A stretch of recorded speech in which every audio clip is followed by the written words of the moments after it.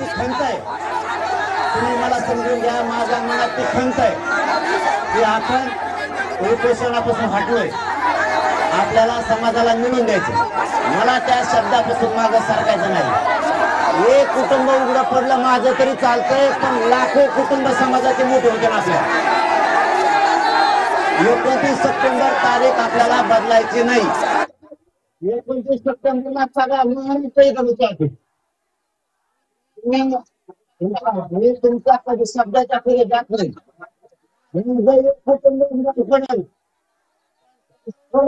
त्यांचे कुटुंब सुखात राहतील. आपल्याला ही आरपारची लढाई 29 सप्टेंबरला लढावं लागणार आहे. आपल्या हातून चालणार नाही काही केलं तरी, कारण एक वेळेने काय फरक पडत नाही. तुम्ही काळजी करू नका. आपल्याला सरकारला ठेकायला आणावं लागतं, त्याच्याशिवाय आपल्याला पर्याय नाही. कारण हे सरकार निवडणुकाला देत नाही, रस्त्यावरच्या आंदोलनाला देत नाही सरकार. आपण 29 सप्टेंबर पर्यंत सरकारला वेळ देऊ. 29 सप्टेंबर आपण सरकारला वेळ देऊ.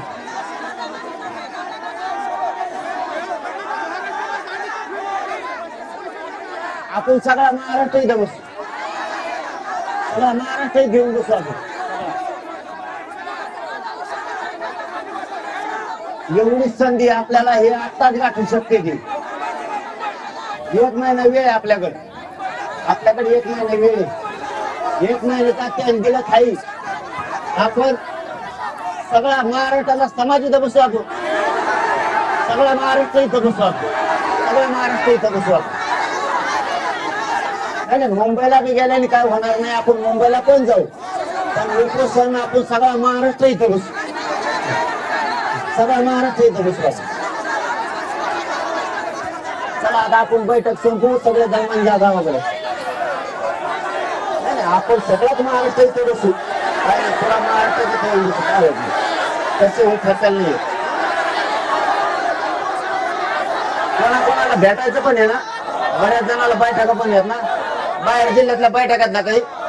बरं इथंच बसून राहतात. आता बैठक संपली असं आपण जाहीर करू. 29 ऑगस्ट पर्यंत वेळ आहे आणखी. 29 सप्टेंबर पर्यंत वेळ आहे आणखी. सरकार काय करतंय, काय निर्णय घेतोय बघू. आपण बघू आपण काय निर्णय घेतो बघू. बघा तुम्ही समजून घ्या. ऐका, 1 मिनिट ऐका. काय केलंय